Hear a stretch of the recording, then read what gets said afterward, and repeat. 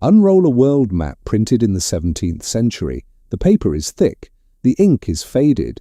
You will see the familiar outlines of Europe and the jagged coasts of the Americas. But look to the east, across the vast expanse of northern Asia, a massive empire sprawls across the paper. It stretches from the Caspian Sea all the way to the Pacific Ocean. Its borders are clearly defined. Its name is printed in bold, elegant lettering, Tartaria. For over 300 years, this name dominated European cartography. French, Dutch, and German mapmakers all agreed on its existence. They divided it into specific regions like Russian Tartary and Chinese Tartary. It looked like a sophisticated global superpower.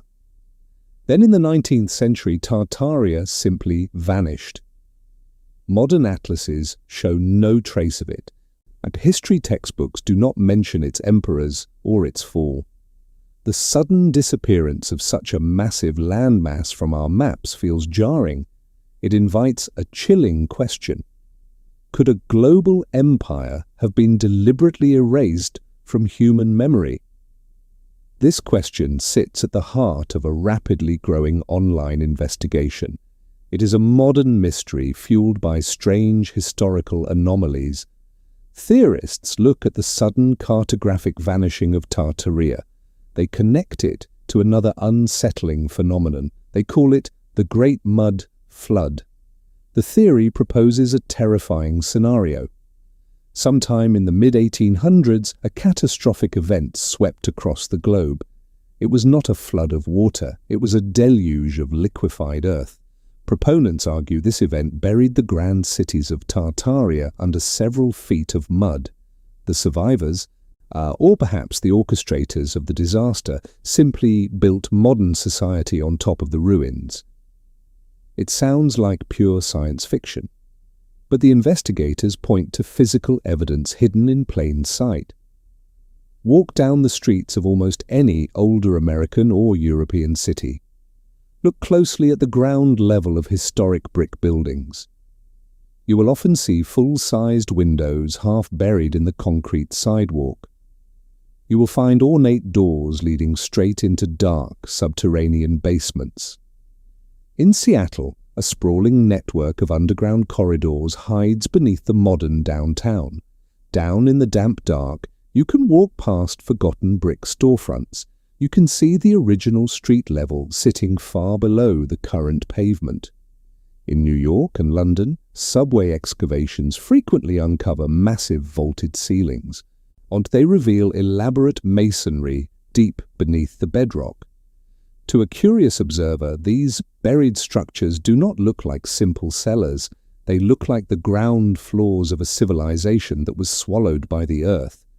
When you stand in a dark, sunken room in a city like Edinburgh, the mud flood theory feels viscerally real.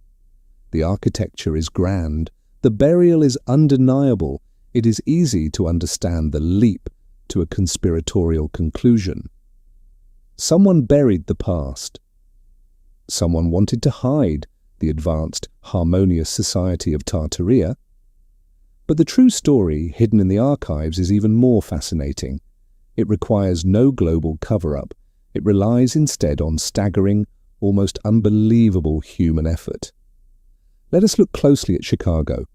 Theorists often point to Chicago's buried first floors as proof of the mud flood, or they argue these anomalies appeared right around the time Tartaria vanished from the maps. The reality is a testament to 19th century engineering. In the 1850s, Chicago was sinking into a literal swamp. The city was built on the muddy shores of Lake Michigan. There was no natural drainage. Epidemics of cholera and dysentery swept through the population. The streets were often impassable rivers of thick, foul mud. The city council made a radical, unprecedented decision. They decided to physically lift the entire city out of the muck. Beginning in 1856, engineers undertook an impossible task. They hired thousands of laborers. They dug under existing stone and brick buildings. They placed massive wooden beams beneath the foundations. Then they brought in thousands of mechanical jackscrews. In one famous example, a prominent hotel called the Tremont House was lifted. The building was 6 stories tall. It was made of solid brick. Engineers placed exactly 5,000 jackscrews beneath it. 500 men climbed into the dark, cramped trenches. On a synchronized signal, each man turned a set of screws by a fraction of an inch. Slowly, silently, the massive hotel rose into the air. It was lifted over 6 feet in just a few days. The guests inside barely noticed. They continued to dine and sleep while the building hovered above the ground. Over the next decade, Chicago raised its streets by 4 to 14 feet. They built new retaining walls. They poured fill dirt into the old streets. The original ground floors of hundreds of buildings instantly became basements. This same relentless drive for sanitation and fire safety transformed other cities. After the Great Fire of 1889, Seattle mandated that all new buildings be constructed of brick or stone. They also regraded the steep, muddy hills of the city. They raised the street level by up to 22 feet in some places. The old storefronts were simply paved over. These cities were not buried by a mysterious weaponized deluge. They were buried by ambitious pioneers. They were buried by laborers working with shovels, dirt, and sheer willpower. But what about the missing maps? Why did Tartaria evaporate from the atlases just as these cities were rising? The answer lies in the evolution of human knowledge. In the 1500s, European mapmakers possessed brilliant engraving skills. They lacked, however, actual satellite data or reliable surveyors in Eastern Asia. But the vast steppes beyond the Ural Mountains were a terrifying blank space to Western scholars. Nature abhors a vacuum, and so do cartographers. They used the term Tartaria as a placeholder. It was a geographic catch-all. It was derived from the Tartar people, a confederation of Mongol and Turkic nomadic tribes. Tartaria was never a single, unified, advanced empire. It was simply the European word for the great unknown. As the Russian Empire expanded eastward in the 18th and 19th centuries, they mapped the terrain. They documented the distinct regions of Siberia and Manchuria. The mysterious placeholder was no longer needed. The blank space was filled with facts. The name Tartaria was quietly retired. It is entirely human to look at a faded map and feel a sense of loss. We are drawn to the idea of a forgotten golden age. Why we want to believe in a time when humanity was unified? We want to believe our ancestors possessed advanced wisdom or free energy. This longing fuels other massive historical mysteries. It echoes the fierce debates surrounding author Graham Hancock. Hancock suggests that a highly advanced Ice Age civilization existed over 12,000 years ago. He believes this society was obliterated by a global cataclysm. Hancock points to sites like Göbekli Tepe in modern-day Turkey. Here, massive T-shaped stone pillars were erected 11,000 years before the pyramids of Giza. Mainstream archaeology states these were built by simple hunter-gatherers. Hancock questions how such primitive people could organize such complex megalithic architecture. He proposes a terrifying alternative. He argues a comet impact around 12,800 years ago melted the ice caps. This triggered massive global flooding. It erased the apex civilization of the time. The survivors of this forgotten age then traveled the world. They ceded the knowledge of agriculture and stonemasonry to remaining primitive tribes. Hancock's theories face intense pushback from the academic community. Archaeologists point out the lack of physical evidence for an advanced, metalworking, global society in the Ice Age. They argue that attributing ancient monuments to a mythical lost race robs indigenous cultures of their own brilliant history. Yet, the appeal of Hancock's narrative remains wildly powerful. It mirrors the allure of the Tartaria mystery. Both theories tap into a deep, modern anxiety. We look at our current world of plastic waste and political division. We wonder if we have somehow regressed. We wonder if a grander, a more beautiful way of living was stolen from us. The internet connects these dots with breathless enthusiasm. Online forums link the vanishing of Tartaria to stories of giant skeletons found in 19th century burial mounds. They suggest the Smithsonian Institution confiscated 9-foot bones to hide the truth of our massive ancestors. They weave together the submerged ruins of Atlantis, the geometric mysteries of crop circles, and the suppressed electrical patents of Nikola Tesla. Every anomaly becomes a puzzle piece. Everything fits into a grand narrative of a stolen past. The mud flood becomes the ultimate weapon of erasure. It is a comforting thought in a strange way. If our history was stolen by a shadowy elite, then the magic still exists. It is just buried beneath the pavement. The truth requires a different kind of awe. But there is no evidence of a global mud flood. There are no suppressed resonant energy chambers hidden beneath the Victorian buildings of London. But there is a quiet, profound tragedy in the Tartaria theory. When we attribute the grand, buried architecture of our cities to a vanished magical empire, we accidentally commit a real erasure. We erase the immigrant labourers who stood in freezing mud to turn jackscrews. We erase the brilliant, desperate engineers who figured out how to lift an entire city block to stop cholera. We forget the actual documented struggles of our recent ancestors. The mystery of human history does not need fictional empires to be breathtaking. The reality of our survival is staggering enough. The next time you walk past a half-buried window in an old brick building, pause for a moment. Do not imagine a lost world of free energy. Imagine the sound of 5,000 jackscrews turning in unison. Imagine a city lifting itself out of the earth, inch by agonizing inch. History is not a suppressed secret. It is a record of our constant, exhausting fight against the mud, and the evidence of that fight is right beneath your feet. Stand in the shadow of a grand 19th century government building. Look closely at the entrance. The solid oak doors often soar 15 feet into the air. The brass handles sit unnaturally high.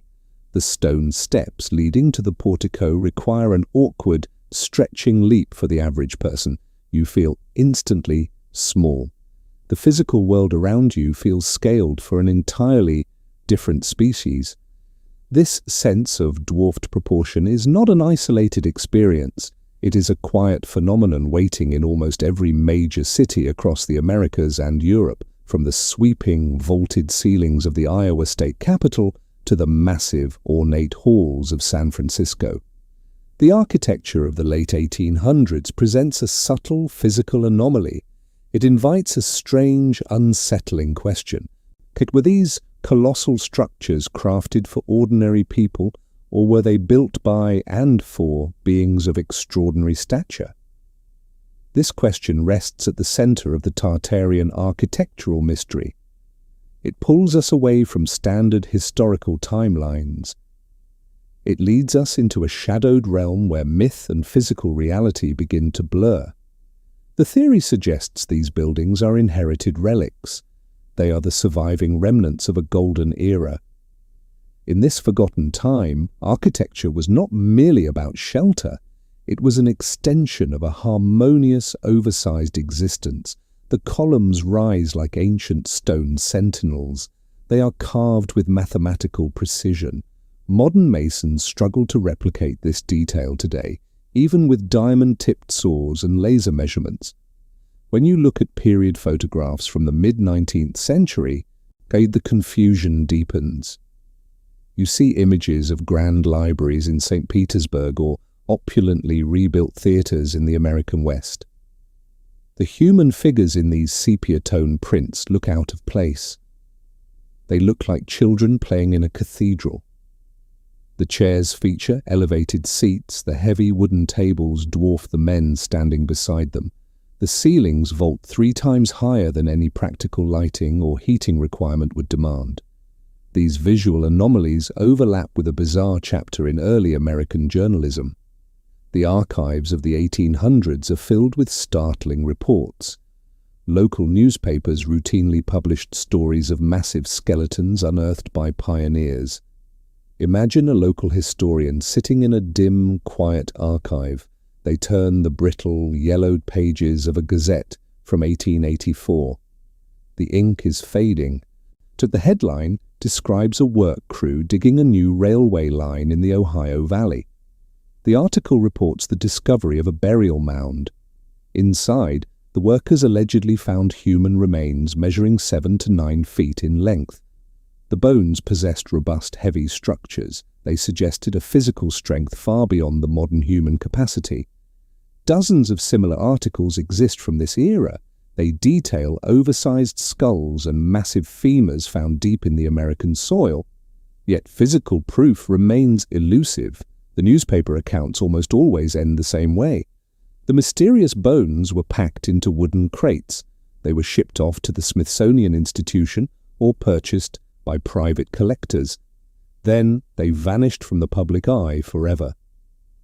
Theorists look at this pattern and see a deliberate cover-up, and they suggest an acknowledgement of these giant remains would shatter our accepted evolutionary narrative. It would force modern science to admit humanity once shared this planet with colossal kin. It would validate the scattered remnants of Tartarian architecture.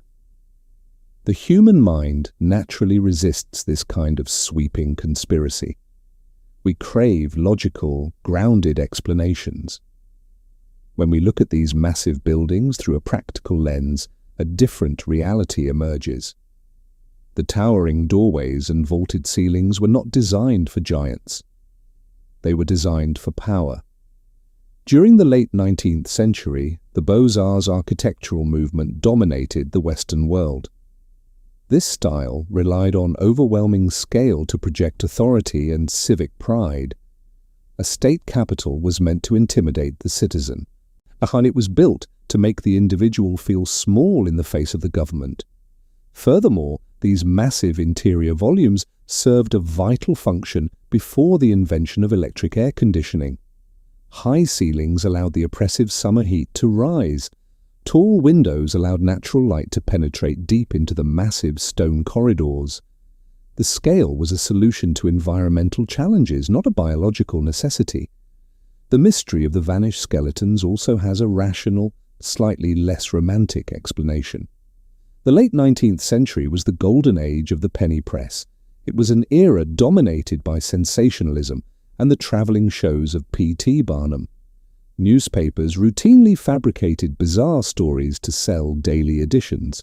When genuine bones were found, they were rarely human. But early settlers frequently uncovered the massive remains of prehistoric mastodons or mammoths. Lacking formal anatomical training, a farmer or a miner could easily mistake a massive, upright femur for the leg bone of a human giant. The Smithsonian Institution did receive many of these crates. Their scientists catalogued the contents, identified the animal remains, and archived them. There was no grand conspiracy of destruction. There was only the quiet, systematic correction of public enthusiasm. Yet even with these grounded realities in place, a creeping sense of wonder refuses to fade. The dismissals do not entirely erase the deep, universal human memory of giants. If the skeletons were merely hoaxes and the buildings merely stylistic choices, why do disconnected cultures share the exact same mythology? Greek legends speak of titans shaping the cosmos with massive hands.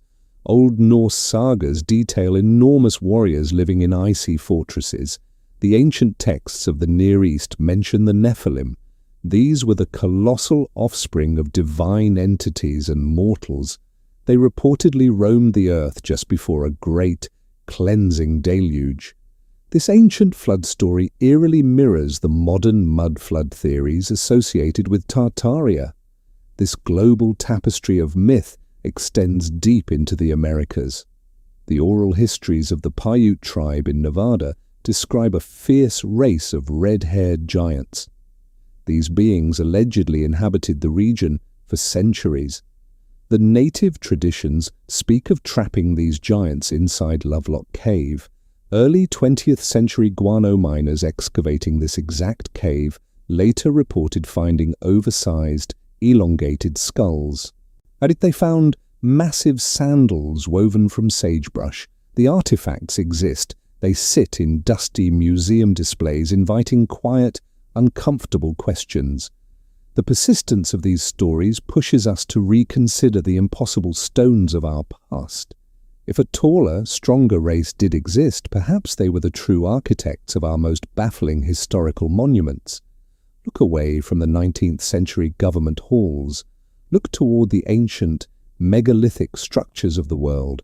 High in the Andes Mountains of Peru sits the fortress of Sacsayhuaman. The stone walls are composed of interlocking, jagged blocks. Some of these individual limestone boulders weigh over 100 tons.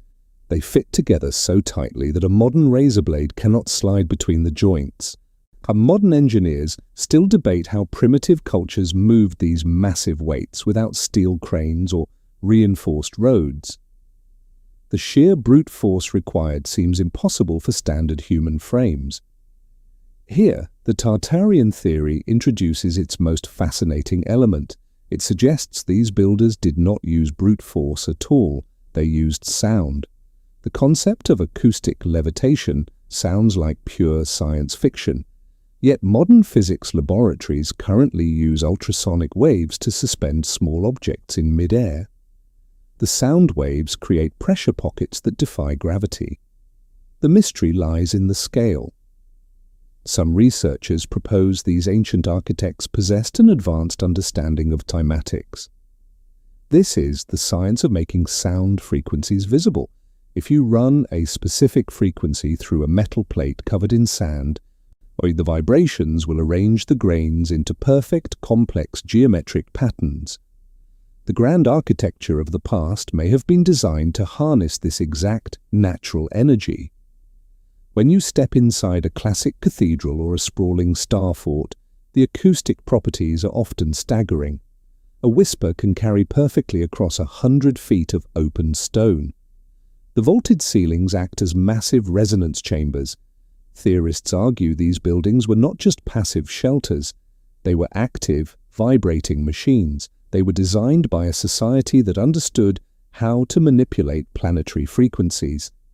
This knowledge could have been used for healing, for long-distance communication, or even to soften and lift the massive stones into place. This theory creates a haunting, beautiful image of the past. It replaces the agonizing crack of a slave driver's whip with the deep, resonant hum of an entire city operating in geometric harmony. The sudden disappearance of this architectural style only deepens the enigma. The global uniformity of these massive, intricate buildings is undeniable, from the sweeping neoclassical facades of Chicago to the identical domes of distant Moscow. The mathematical precision is synchronized across oceans. Did a singular, advanced society disseminate this blueprint across the globe? Were they the towering, mysterious builders remembered in our oldest myths? The answers remain buried. Some literal remnants may lie hidden beneath the mud of altered cities. Other truths may be locked away in restricted archives, but the most profound legacy of these builders is not hidden at all. It's standing right in front of us, cast in solid stone and heavy oak. The legacy challenges our diminutive view of history. It forces us to look up. It asks us to stretch our minds toward a grander possibility. The colossal doors and the echoing vaulted ceilings might not prove the existence of physical giants, but they absolutely prove the existence of giant ambitions. They represent a time when humanity, or someone living alongside us, attempted to build heaven on earth. The shadow of that ambition still cools the pavement of our modern streets. It waits patiently for anyone curious enough to measure the stones. It waits for anyone willing to listen to the unnatural clarity of an echoing hall. Imagine looking up at the twilight sky over a bustling city in the late 1800s. You do not hear the deafening roar of jet engines. You do not smell the heavy scent of burning aviation fuel. Instead, a massive, gleaming airship drifts silently overhead. Its silver hull reflects the city lights. It moves with an eerie, perfect stability. It approaches the spire of a towering skyscraper and docks effortlessly. Could humanity have possessed a clean, limitless source of energy over a century ago? And if we did, what force on earth could make us abandon it for the dirty, labor-intensive extraction of coal and oil? This question sits at the center of the Tartarian technological mystery.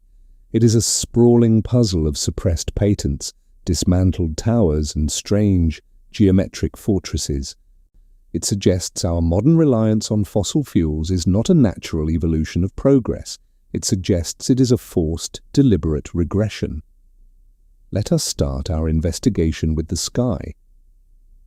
The early 20th century was an era of magnificent airships. We look at grainy, black-and-white photographs of these zeppelins today. We often dismiss them as primitive, dangerous balloons. Our history books focus heavily on the tragic, fiery crash of the Hindenburg in 1937, but researchers investigating the Tartaria anomaly see a completely different narrative. They look at architectural oddities like the original spire of the Empire State Building in New York.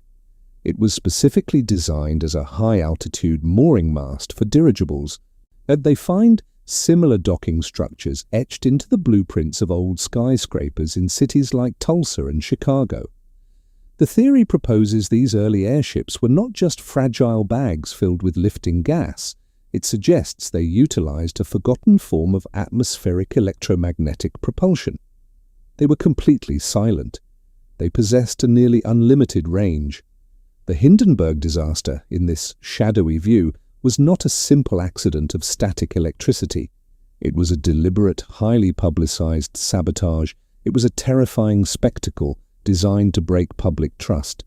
It ensured the death of the independent airship and secured the absolute dominance of the petroleum-powered airplane industry. This theory of deliberate technological suppression leads us directly to one of history's most brilliant and enigmatic figures. His name was Nikola Tesla. In 1901, Tesla began constructing the Wardenclyffe Tower on the shores of Long Island, New York. It was a massive wooden skeletal structure. It was topped with a massive metal hemisphere. Tesla did not just want to transmit radio waves across the Atlantic. He intended to broadcast wireless electricity across the entire globe. He believed he could harness the natural, pulsing electrical charge of the Earth's ionosphere. If his experiment was successful, anyone with a properly tuned receiver could pull electrical power right out of the thin air. It was the ultimate utopian dream of free energy. But the tower was never finished.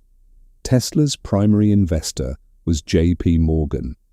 Morgan was a ruthless titan of industry. He held vast, incredibly profitable interests in copper wire manufacturing and traditional power plants. When Morgan realized Tesla's new invention could not be easily metered and billed to consumers, the funding vanished overnight. The massive tower was dismantled and unceremoniously sold for scrap metal. For researchers of the Tartarian mystery, Nikola Tesla is a crucial, tragic, missing link. They suspect he was not inventing something entirely new out of thin air. They believe he was simply rediscovering the lost, suppressed technology of a buried global empire. If free energy was once widespread, how exactly did it work? The mystery points away from machinery and toward the natural earth itself. It points to the power of crystals. Modern science already understands a proven concept called piezoelectricity. If you apply physical pressure to a quartz crystal, it generates a small, measurable electrical charge.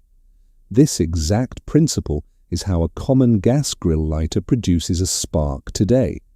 It is a simple, everyday miracle. Theorists suggest the Tartarians scaled this natural principle to a massive industrial degree. They envision a sprawling global grid of giant crystal arrays. These arrays supposedly tapped directly into the Earth's natural geomagnetic ley lines. They distributed invisible power wirelessly across continents. They could levitate heavy limestone blocks or illuminate entire city streets without a single copper wire. Some researchers even point to the Tunguska event of 1908 as proof of this forgotten infrastructure. A massive, blinding explosion flattened over 80 million trees in a remote, uninhabited region of Siberia. The blast was 1,000 times more powerful than an atomic bomb, yet it left absolutely no impact crater behind. Mainstream science points to an icy meteor exploding high in the atmosphere. But in the Tartarian narrative, Tunguska was a terrifying industrial accident. It was a massive, ancient crystal energy array malfunctioning. It released a devastating, localized blast of stored terrestrial power. How would an ancient civilization harness and direct such immense, invisible, planetary power? To find the theoretical answer, we must look down at the ground. We must investigate the star forts. Scattered across the coastlines and fields of Europe, Asia, and the Americas are hundreds of massive geometric strongholds. They are sprawling earthworks and stone walls shaped like intricate, multi-pointed stars. Or look at an aerial photograph of Fort Bourtange in the Netherlands, or trace the sharp, sprawling angles of Fort Monroe in Virginia. The mathematical symmetry is breathtaking. Mainstream history provides a very practical, violent explanation for these beautiful structures. During the Renaissance, the invention of powerful gunpowder cannons rendered traditional high castle walls completely obsolete. A heavy iron cannonball could easily shatter a flat, vertical stone surface. In the 17th century, brilliant military engineers developed a radical new solution. The most famous was a Frenchman named Sébastien de Vauban. He designed massive forts with low, sloped, sharply angled walls. These points effectively deflected incoming cannon fire. They also eliminated dangerous blind spots. The star shape created perfect, overlapping fields of defensive fire for the soldiers inside. But theorists argue this accepted military explanation is just a convenient historical cover story. They look at the precise, obsessive geometry of the star forts and see something completely different. They see massive, dormant energy manipulators. They argue the sharp, mathematically perfect angles were not designed to deflect iron cannonballs. They were specifically designed to resonate with electromagnetic fields. They were built to focus acoustic frequencies drawn from the Earth. This strange connection to frequency and vibration brings us to the grand cathedrals of the world. Step inside a massive Gothic structure like Notre Dame in Paris or the National Cathedral in Washington. The architectural style shares the exact same mathematical precision as the star forts. But inside these soaring walls, the primary focus is undeniably on sound. The vast, vaulted stone interiors act as massive, perfectly tuned resonance chambers. If you speak softly in the center of these cathedrals, your voice carries with an unnatural, crystal clarity. The echoes fold back on themselves to form standing waves. Archaeoacoustics is a real, rapidly growing field of scientific study. Researchers have actively tested ancient underground sites like the Hypogeum in Malta. They discovered the ancient stone chambers resonate perfectly at exactly 111 Hz. This specific acoustic frequency is not random. Medical studies have shown that 111 Hz temporarily alters human brain activity. It physically shifts the brain into a state of deep calm or subtle, trance-like euphoria. Mainstream historians believe ancient architects designed this acoustic effect to enhance spiritual rituals. It made the religious sermons feel physically divine to the peasant worshippers. But the Tartarian theory stretches this grounded reality much further. What if this incredible acoustic mastery was not just used for Sunday worship? What if these massive buildings were actually functional machines? If sound waves can physically alter the human mind, perhaps scaled-up frequencies could manipulate physical matter itself. Perhaps acoustic resonance was the invisible force used to power the silent airships hovering above the city. This entire narrative is incredibly seductive. It paints a beautiful picture of a clean, quiet, harmonious world. It claims this paradise was stolen by a shadowy cabal of greedy, modern industrialists. It claims secret societies intentionally erased this golden age to force our endless dependence on profitable oil and coal. But a true investigation requires us to balance our wonder with the cold, hard facts of reality. The laws of thermodynamics are strict and unforgiving. You simply cannot generate more energy than you put into a closed system. Suppressed patents for mysterious devices do exist in the archives, but they remain totally unproven on any practical, functional scale. The star forts were undeniably brilliant, highly effective military outposts. Their exact geometric angles were calculated for the deadly trajectory of lead shot, not cosmic planetary energy. And the tragic end of the grand dirigible era was driven by the terrifying, highly combustible nature of hydrogen gas, not a shadowy global conspiracy. Nikola Tesla's downfall was a genuine tragedy of modern economics. It was not an ancient, mystical cover-up. He was a brilliant, eccentric visionary who simply ran out of money in a brutal, unforgiving capitalist system.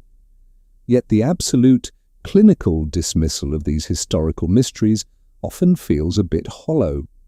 It misses the deeper emotional core of the Tartarian theory. The modern internet fascination with free energy and silent airships is not just blind paranoia. It is a profound, collective expression of modern grief. We look around at our smog-choked, congested cities. We look at fragile oceans polluted by massive oil spills. We look at aging, vulnerable energy grids that frequently fail us in the dark. We know deep down that human engineering can do better than this. We desperately want to believe that we already did. When we stare at the faded, precise blueprint of a star fort, we are not just looking for a forgotten empire, we are looking for an alternative path forward. When we read the lost, brilliant journals of Nikola Tesla, we are searching for proof that human ingenuity is not inherently destructive. The lost technologies of the past probably did not involve magic quartz crystals or anti-gravity zeppelins. But the beautiful ambition to harness the natural world in perfect harmony still lingers in those ancient stones. It echoes in the dark, vaulted ceilings of our oldest buildings. It hums quietly in the background of our modern world, just waiting to be rediscovered. You open a heavy, leather-bound album in the quiet corner of a library. The pages smell of dry dust and old paper. You turn to a photograph taken in the summer of 1893. It shows the Chicago World's Fair. You are looking at the famous White City. Hundreds of massive neoclassical palaces stretch across the landscape. Their facades gleam like polished marble. Intricate statues line the rooftops. Massive domes rise into the sky. Elaborate waterways weave through the center of this sprawling metropolis. It looks like the capital of a global empire. It looks like a city that should take a century to build. Yet historical records tell a very different story. This entire, breathtaking landscape was constructed in just over 2 years. It was built by a workforce of laborers and immigrants in an era of horse-drawn wagons, and they raised it from the muddy, foul-smelling swamp of Jackson Park. Then, barely 6 months after the gates opened to the public, the fair closed. Shortly after, massive fires swept through the empty grounds. The flames consumed the grand palaces.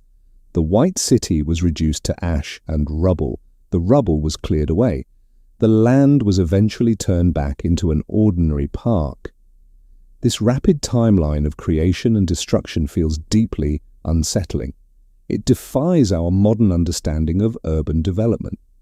Why would a society invest millions of dollars and unimaginable labor to build a masterpiece only to burn it down? For a growing community of online investigators, the official story makes no sense. They look at the fading photographs of the White City and see a massive deception. They propose a theory that completely rewrites the 19th century. They argue the Chicago World's Fair was not a construction project, it was an excavation. This theory is a central pillar of the Tartaria mystery. Proponents believe an advanced, global civilization existed just before our current era. They suggest this empire built grand, resonant architecture across the earth. Then a catastrophic event wiped them out. The surviving elites, perhaps a network of secret societies, seized control of the ruins. According to this narrative, the World's Fairs were elaborate cover-ups. The organizers did not build the White City from scratch. They simply found an ancient Tartarian outpost buried in the Chicago mud. They dug out the grand structures, they patched the damaged facades, they strung up some electric lights. Then, when they invited the public to marvel at their new architectural genius. The temporary nature of the fair was just an excuse.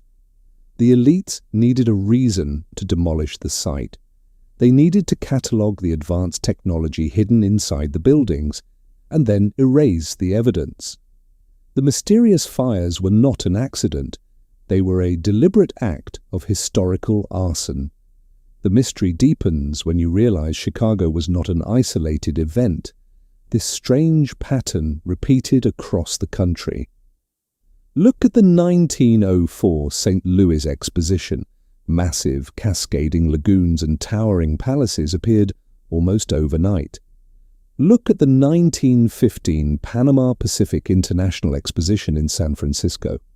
A breathtaking city of domes and towers rose from the ashes of a recent, devastating earthquake. In every instance, the architecture shared the exact same grand aesthetic.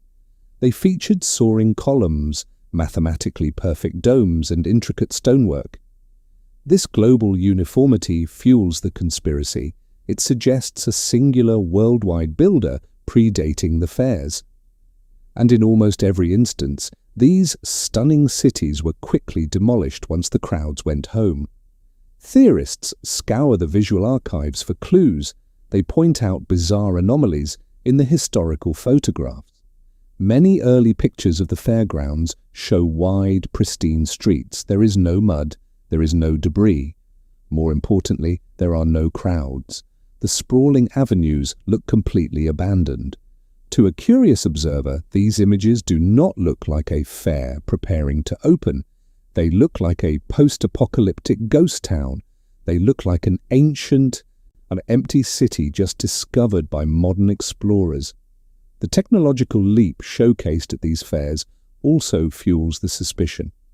The Chicago Fair debuted a massive alternating current electrical grid. Over 100,000 light bulbs illuminated the night sky. The system was designed by the brilliant Nikola Tesla. But conspiracy researchers suggest Tesla was not inventing a new grid.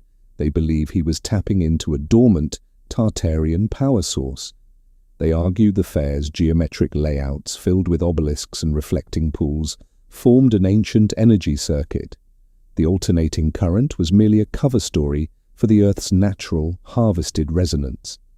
It is a captivating, cinematic vision of the past. It turns urban planners into shadowy villains. It turns ordinary city parks into the graveyards of a lost, magical empire. But to understand the true magic of the world's fairs, we must leave the conspiracy forums. We must look at the actual dirt and timber of the 19th century. The secret to the impossible speed of the White City is not a lost civilization. The secret is a material called staff. The architects of the Chicago Fair faced a massive problem. They needed to build a sprawling, awe-inspiring city in just 2 years. They did not have the time or the money to quarry, transport, and carve millions of tons of solid marble. Instead, they used a brilliant theatrical illusion. They built the massive frames of the buildings out of standard timber and iron. Then they coated these frames in a thick, pliable mixture. This mixture was staff. It was a simple combination of plaster of Paris, Portland cement, and jute fibers. Its staff was incredibly cheap. It was lightweight. It could be poured into molds to instantly create complex statues, ornate columns, and intricate moldings. When it dried, it was painted a brilliant, gleaming white. From 50 feet away, a wall of staff looked exactly like flawless, heavy stone. It photographed beautifully. It fooled the eyes of millions of visitors. But up close, the illusion was fragile. Staff was not designed to withstand the harsh Chicago winters. It absorbed moisture. It cracked under freezing temperatures. It was highly flammable. The White City was never meant to be permanent.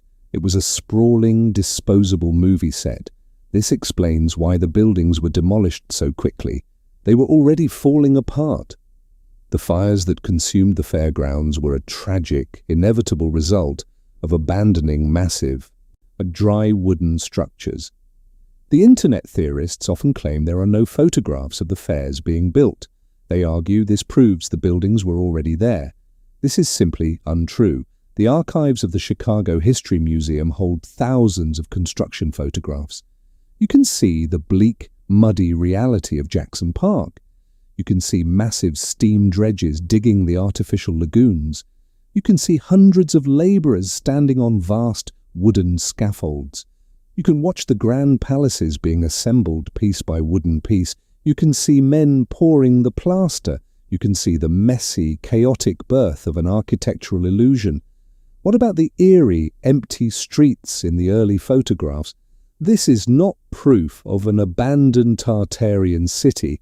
It is a limitation of 19th century camera technology. Early cameras required long exposure times to capture an image. The shutter had to remain open for several minutes. If a person walked across the frame during those minutes, they did not register on the glass negative. They were literally erased by their own motion. The streets only look empty because the people were moving too fast for the camera to see them. The truth behind the world's fairs is grounded in sweat, timber, and plaster. But this reality does not diminish the wonder of the achievement. In fact, it makes it far more impressive. The White City was not a magical inheritance from a forgotten race. It was a monument to human labor. It was built by thousands of immigrants working grueling shifts in the cold mud. It was a testament to the raw, ambitious, and often brutal industrial machine of the late 1800s. But when we attribute these grand creations to a mythical empire, we accidentally steal the credit from the actual workers. We erase the massive, documented struggles of the people who actually built our modern world. Yet the persistence of the Tartaria theory reveals something profound about our current culture. We look at the disposable concrete strip malls of our modern cities. We feel a deep sense of aesthetic loss. We long for a time when architecture prioritized beauty and grand proportions. The temporary palaces of the world's fairs tap into that longing. They represent a fleeting moment when humanity built something purely to inspire awe. We want to believe that beauty was permanent. We want to believe it was stolen from us, rather than deliberately torn down. In the autumn of 1871, 3 square miles of Chicago were reduced to smoldering ash. The official history books blame a clumsy cow, alleging the animal kicked over a lantern in a small wooden barn. But hidden within the charred rubble was a physical anomaly that defied simple explanation. Sections of solid stone and heavy structural iron were completely melted, fused together like smooth glass. This level of destruction requires temperatures far beyond the reach of a simple wood fire. It is a physical anomaly, and for a growing community of historical investigators, it is a glaring clue. They look at the 19th century and see a terrifying pattern. The 1800s were plagued by unprecedented urban disasters. Grand cities burned to the ground. Massive earthquakes swallowed entire districts. Global pandemics wiped out millions. Mainstream history records these events as random, tragic acts of nature. But the Tartarian theory offers a much darker perspective. It suggests these disasters were not natural at all. They were the orchestrated components of a great reset. In this context, a reset is not a modern economic policy. It is a deliberate, weaponized erasure. Theorists believe a shadowy coalition of emerging industrial powers wanted absolute control. To achieve this, they had to wipe out the last remnants of the peaceful, advanced Tartarian Empire. They had to destroy the physical architecture. They had to bury the free energy technology. The Great Chicago Fire is viewed as a targeted strike. Researchers point to the strange glassy residue found on the ruined stonework. This vitrification mirrors ancient, the unexplained ruins found in Scotland and India. At sites like Mohenjo-Daro, archaeologists have discovered ancient brick walls melted into smooth glass. This requires a sudden, intense burst of thermal energy. Conspiracy researchers argue the Chicago fire was ignited by advanced plasma technology. They suggest atmospheric energy was weaponized. It rained down from the sky in ethereal bolts. It incinerated the grand, inherited Tartarian structures while mysteriously sparing smaller, less significant buildings nearby. This narrative of deliberate destruction cascades right into the 20th century. In 1906, a massive earthquake shattered San Francisco. The tremors toppled the city. A relentless firestorm consumed whatever was left standing. Official seismology provides a perfectly rational explanation.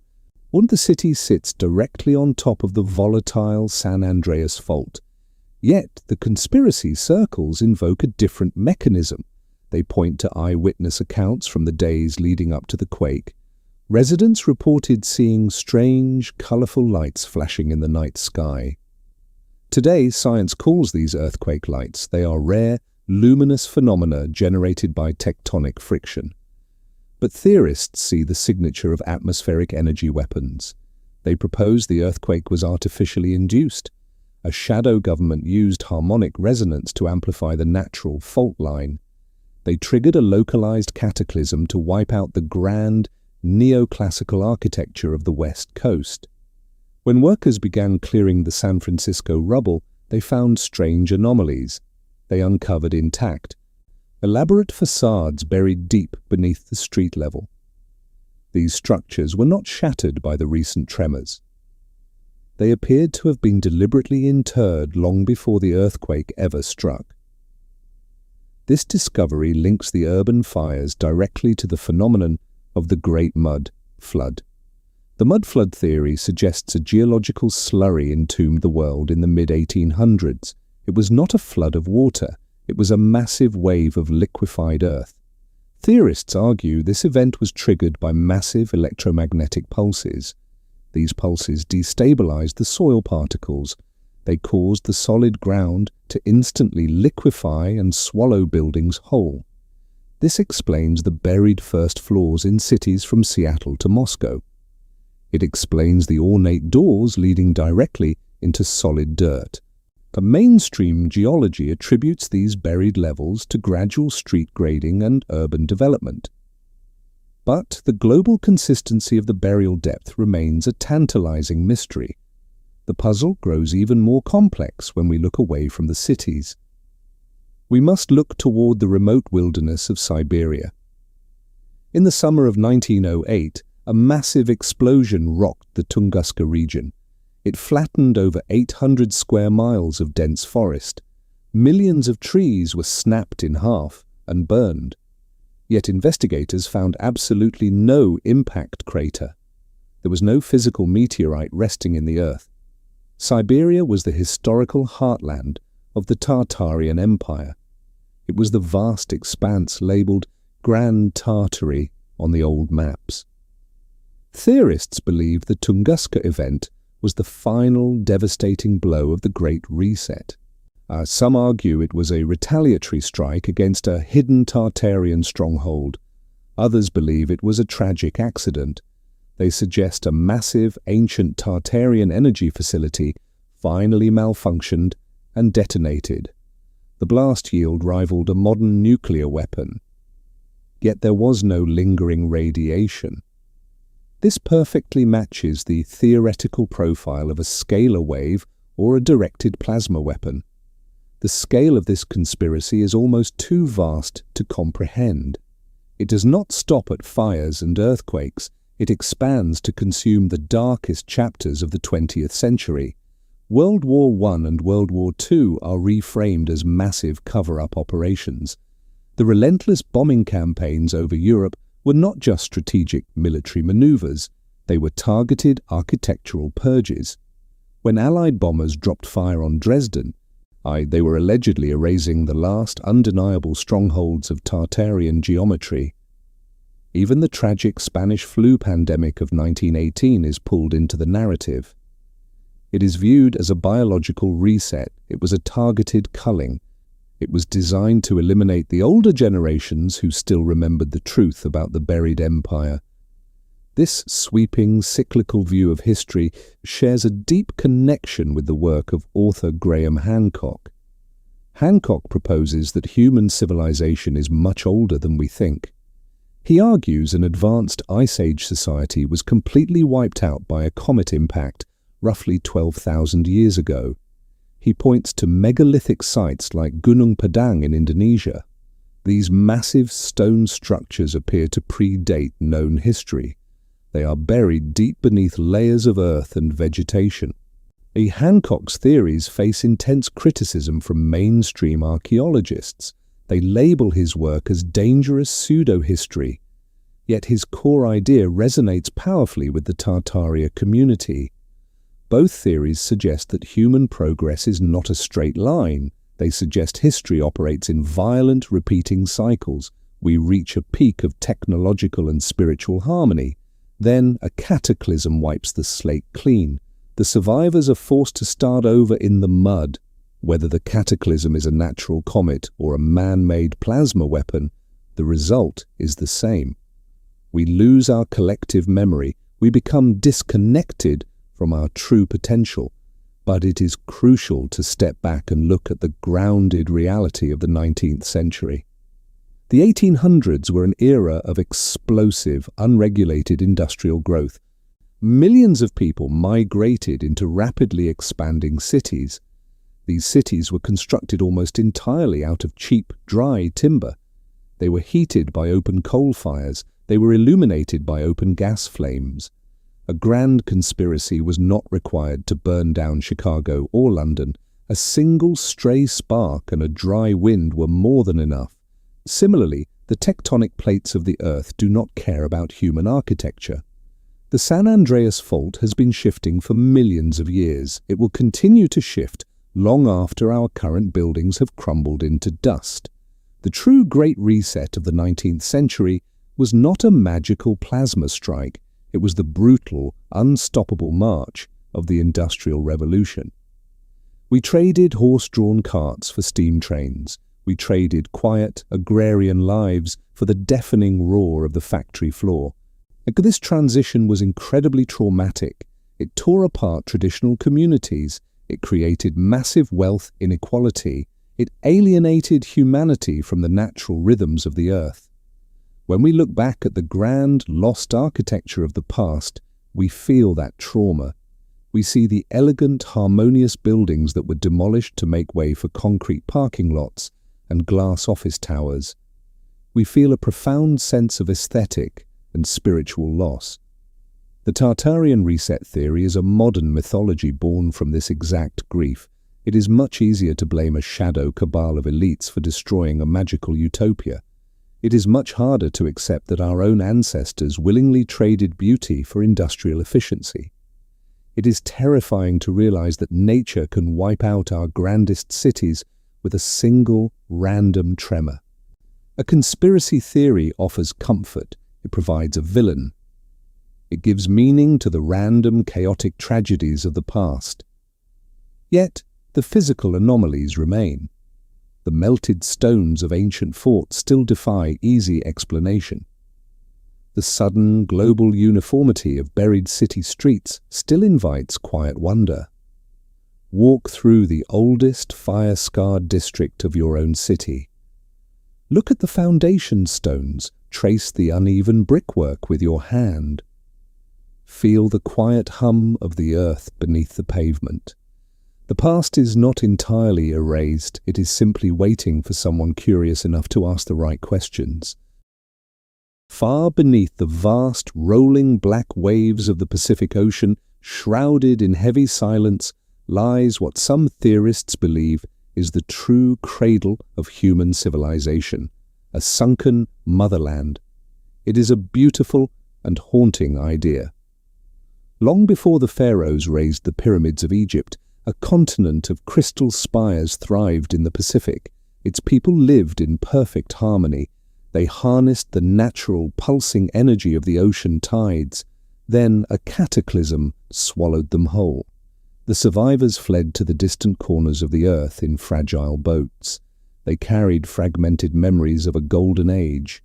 This is the legend of Mu. It is often called the very first civilization. For those working to unravel the mystery of Tartaria, Mu is not just an isolated fairy tale. It is the beginning of a massive, interconnected chain. It suggests our history is a series of lost empires, each building directly upon the muddy ruins of the last. The story of Mu entered the modern world in the late 1800s. An English writer named James Churchward made a staggering claim. He said he had travelled to a remote, hidden temple in India. There, a high priest showed him ancient secret clay tablets. Churchward called them the Nasul tablets. He claimed he spent years carefully deciphering their strange, eroded symbols. The tablets supposedly told the history of a lost Pacific continent. Mu stretched across the water from the shores of Easter Island all the way to the Marianas. It was a paradise that predated known history by tens of thousands of years. Its inhabitants had mastered the mind. Telepathy and levitation were commonplace. They built massive stone pyramids to act as planetary energy beacons, but this paradise was geologically unstable. The Earth shuddered violently. A sudden pole shift triggered massive volcanic eruptions. The continent fractured. It sank into the freezing depths, taking its brilliant spires with it. A similar phantom continent haunts the Indian Ocean. In the mid-19th century, English biologists were deeply confused by lemurs. These small, wide-eyed primates existed in Madagascar and India, yet they were completely absent from the African mainland in between. To solve this biological puzzle, scientist Philip Sclater proposed a massive sunken land bridge.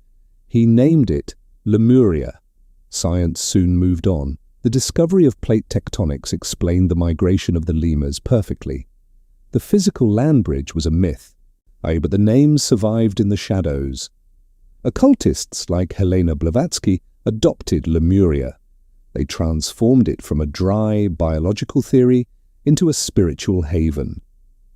They claimed it was the home of our ancient, giant ancestors. Then we cross the globe to the Atlantic. We find the most famous lost empire of all, Atlantis. The Greek philosopher Plato first chronicled its existence around 360 BC. He claimed Egyptian priests had shared the story with his ancestor, Solon. Atlantis was a massive naval powerhouse. It was built in perfect concentric rings of water and land. It possessed advanced metallurgy and deep wisdom. But the Atlanteans grew arrogant. The gods punished their hubris with terrifying earthquakes and floods. Atlantis sank beneath the waves roughly 12,000 years ago. These three lost lands share an eerie, overlapping DNA. They feature advanced technology, spiritual harmony, and sudden, watery destruction. To mainstream scholars, the explanation is incredibly simple. These are fictional allegories. Historians dismiss James Churchward entirely. They believe he simply invented the translation of the Nahal tablets. They argue he blended misinterpreted Mayan glyphs with popular Hindu mysticism to sell sensational books. Plato's Atlantis is widely considered a philosophical metaphor. It was a warning to Athens about the dangers of imperial greed, not a literal historical record. Yet the human mind resists this clinical dismissal. The myths are too persistent. The similarities across disconnected ancient cultures are too precise. This is where the Tartaria theory weaves these frayed threads together. What if Atlantis and Mu were not mere metaphors? What if they were the literal parents of the Tartarian Empire? Theorists propose a grand, sweeping timeline. They suggest the survivors of Mu fled the sinking Pacific. They washed ashore in South America and Eastern Asia. They integrated with the local indigenous peoples. They shared their sacred knowledge of geometric energy grids and massive stone construction. Centuries later, Atlantis fell. Its refugees sailed east into Europe and the Mediterranean basin. Eventually, these two ancient, brilliant bloodlines met. They merged their salvaged technologies to forge the vast, sprawling empire of Tartaria. This hidden lineage explains the strange, global uniformity of ancient architecture. It explains why we find massive, mathematically perfect star forts in both France and Japan. It explains why the ancient Tartarian maps showed a unified, borderless domain stretching from the frozen Siberian tundra to the Pacific coast. This narrative finds unexpected support in the visions of Edgar Cayce. In the early 20th century, Cayce was known as the sleeping prophet. He would enter a deep trance and dictate vivid historical visions. Long before modern geology mapped the ocean floor, Cayce described the destruction of Mu 50,000 years ago. He described Atlantean refugees migrating to the Yucatan Peninsula and Western Europe. He spoke of ancient pyramids that functioned as massive, humming power plants. Conspiracy researchers look at these visions and see the exact blueprints of Tartaria. They see a civilization that inherited the atmospheric energy harvesting of Mu. They see the advanced engineering and naval prowess of Atlantis. The connections reach deep into the modern fringes of history. Consider the controversial work of Anatoly Fomenko.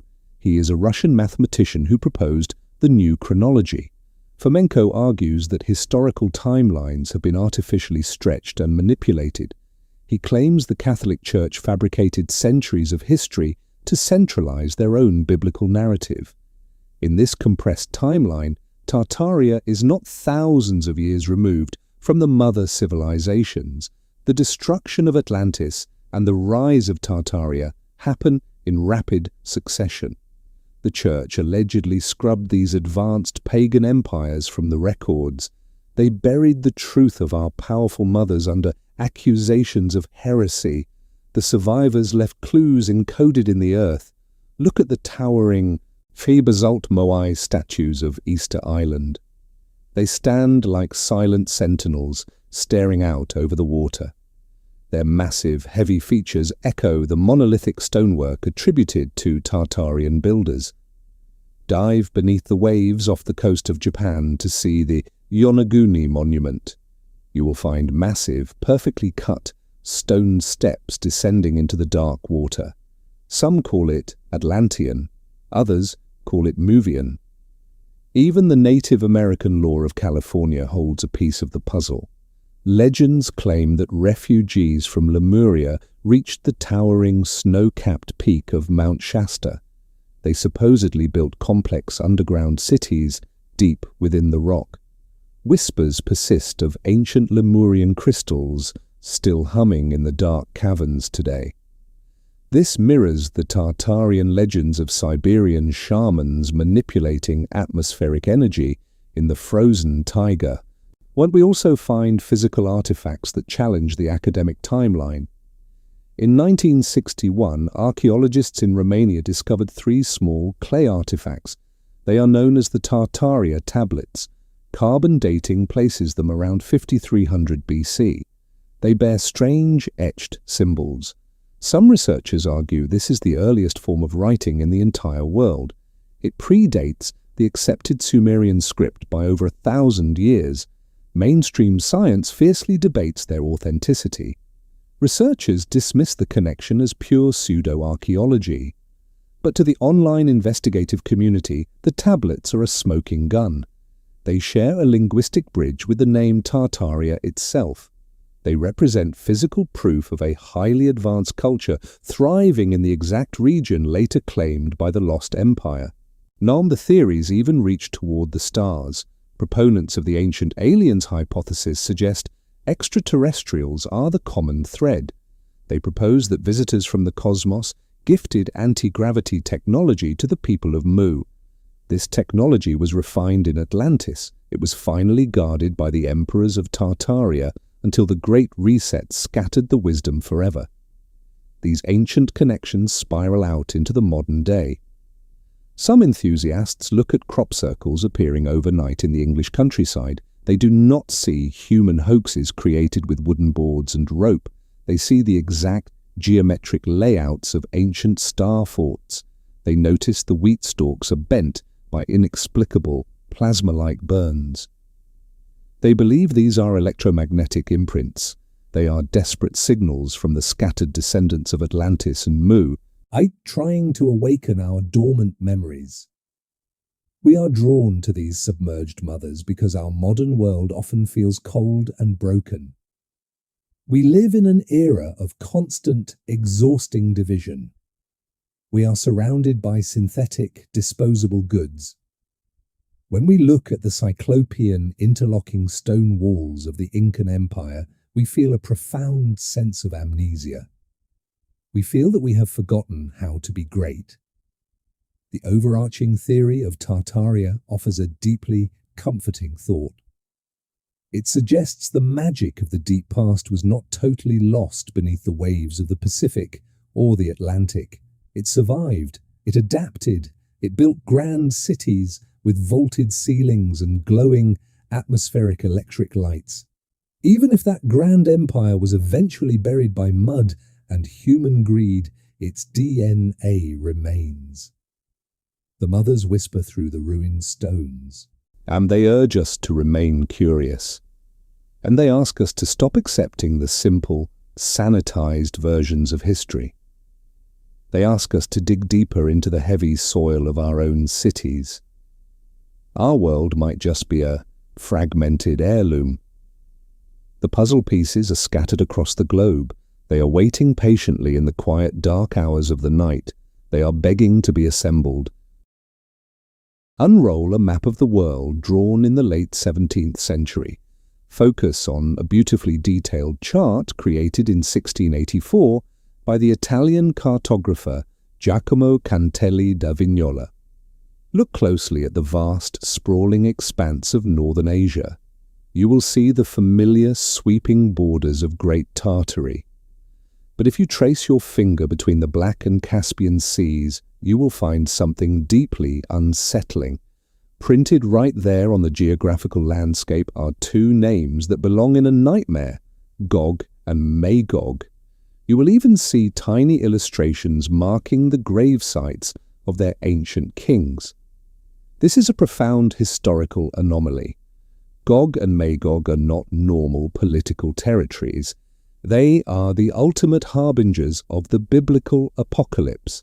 In the hushed, terrifying verses of the book of Ezekiel, Gog is described as a dark prince from the remote north. He is destined to lead a massive, brutal army across the earth in the final days. The book of Revelation expands on this terror. It portrays Gog and Magog as entire nations deceived by Satan. They are prophesied to march across the globe, bringing total destruction before being consumed by divine fire. This apocalyptic warning is not limited to Christian texts. Islamic tradition in the Quran tells a strikingly similar story. It speaks of a great, righteous leader named Dhul Qarnayn, often identified by historians as Alexander the Great. According to the texts, he travelled to the edges of the known world. There, he encountered a terrified population. To protect them, he built a massive, impenetrable wall of solid iron and copper. He built this wall to lock away the savage, to destructive tribes of Yajuj and Majuj. The texts say these tribes are still out there. They are trapped behind the iron, tunneling in the dark, waiting for the end of the world to break free. Why would a respected Renaissance cartographer place the ultimate villains of religious prophecy onto a real, physical map of Asia? Mainstream historians offer a very practical explanation. For centuries, the vast steppes of Siberia were a terrifying blank space to the European mind. Map makers abhorred empty space. When they did not know what was actually there, they filled the paper with mythology. Furthermore, Europe had been repeatedly traumatized by the brutal, lightning-fast invasions of nomadic warriors like the Huns and the Mongols. It was easy and politically convenient to label these terrifying Eastern horsemen as the literal hordes of Satan. But for those who investigate the Tartaria mystery, this academic explanation falls flat. They look at the precise placement on Vignola's map. They look at similar depictions in the famous Catalan Atlas of 1375, which clearly shows Alexander's Iron Wall. They do not see a metaphor. They see a documented historical record. This is where the Tartaria narrative takes its darkest, most spectacular turn. The theory suggests Tartaria was a real, highly advanced and peaceful global empire. It did not simply collapse under the weight of a natural mud flood. It was actively invaded, and the invaders were not human. In this shadowy corner of the internet, Gog and Magog are reframed. They are not tribes of nomadic horsemen. They are a malevolent, otherworldly coalition. Some theorists describe them as demonic entities. Others view them as advanced extraterrestrial overlords. They were a destructive force that infiltrated and dismantled the Tartarian Empire from within. But how does a demonic or alien army invade the Earth? The theorists propose they did not march over the mountains. They stepped through the fabric of reality itself. They used portals. The concept of ancient interdimensional stargates is a staple of modern fringe theory. In the early 2000s, a massive conspiracy theory claimed the United States invaded Iraq not for oil, but to secure an ancient, functional stargate buried deep beneath the Ziggurat. Similarly, researchers point to a strange archaeological park in Sri Lanka called Ranmasu Uyana. The site features a massive, ancient stone carving that some interpret as a complex cosmic star chart. They believe it is a literal instruction manual for unlocking a physical doorway to other worlds. In the Tartaria saga, these ancient gateways become the terrifying breach points. The theory suggests the empire was protected by a vast, energetic defense grid, but the grid failed. The portals were ripped open. Gog and Magog poured through into the Siberian heartland. This wild theory finds a strange, modern echo in the skies above Russia. The vast, remote taiga of Siberia has long been a global hotspot for unexplained aerial phenomena. Consider the Dalnogorsk incident of 1986. On a cold January evening, a glowing spherical object crashed silently into Mount Izveskovaya, located near the eastern edges of the old Tartarian maps. Soviet scientists rushed to the scene. They did not find a standard meteorite. They recovered strange, high-temperature glass beads. They found intricate metallic meshes composed of incredibly pure lead, gold, and quartz. Some researchers argued the materials displayed engineering at a molecular level that defied human capability. Decades later, in 2010, residents living near the massive ancient waters of Lake Baikal reported terrifying sightings. They described massive, silent metallic discs hovering low over the water. They reported strange, low-frequency hums that vibrated in their chests. Mainstream science dismisses these events as secret military testing or natural atmospheric anomalies, but online investigators view them through the lens of the Tartaria invasion. They do not see modern weather balloons. They see the lingering remnants of Gog and Magog. They believe the ancient Siberian rifts are still active, the cosmic doors are still cracked open. This creeping paranoia eventually collided with one of the most watched television broadcasts of the 21st century. In the winter of 2014, the world turned its eyes to Sochi, Russia. The city hosted the Winter Olympics. The opening ceremony was a massive, lavish, multi-million-dollar spectacle. It was designed to celebrate the long, complex history of the Russian people. But conspiracy theorists watched the broadcast and saw something entirely different. They saw a coded, ritualistic retelling of Tartaria's violent end. The ceremony began with a beautiful, floating display of 5 giant, illuminated snowflakes, and they were mechanically designed to expand and morph into the 5 iconic Olympic rings. 4 of them expanded perfectly. The 5th snowflake famously malfunctioned. It remained tightly closed, pulsing brightly in the dark stadium. To the world, it was an embarrassing technical glitch. To the Tartaria community, it was a deliberate, highly symbolic message. The broken ring represented a ruptured portal. It was the breached gateway of Alexander's wall. The theatrical performance that followed only fueled the fire. Dancers portrayed a harmonious, peaceful agrarian society. Then the stadium was suddenly bathed in harsh red light. Massive, dark, mechanical structures rose from the floor. Aggressive, uniformed figures marched across the stage, completely overwhelming the peaceful citizens. The official Olympic program stated this sequence represented the brutal, rapid industrialization of the Russian Revolution. But the alternative researchers saw a darker confession. They argued the shadowy elites who orchestrated the Great Reset were flaunting their victory. They were using the global stage to broadcast the true history of the world. The peaceful dancers represented the lost citizens of Tartaria. The dark, mechanical invaders represented the forces of Gog and Magog pouring through the broken portal. It was a massive, illuminated pageant celebrating the demonic theft of human history. It is easy to shake your head at these massive leaps of logic. It is easy to point out that a stuck mechanical gear in a stadium prop is just a stuck gear. It is easy to prove that the Khazars and the Scythians were real, not flesh and blood people who lived near the Caspian Sea, not literal demons waiting for the apocalypse. Yet there is a reason these dark theories thrive. They tap into a very deep, very old human fear. We look at the violent, chaotic state of our modern world. We see endless wars and incomprehensible suffering. It often feels like a dark, irrational force is pulling the strings. It is comforting in a strange, terrifying way to put a face on that force. It is easier to blame our human cruelty on an invading horde of alien entities.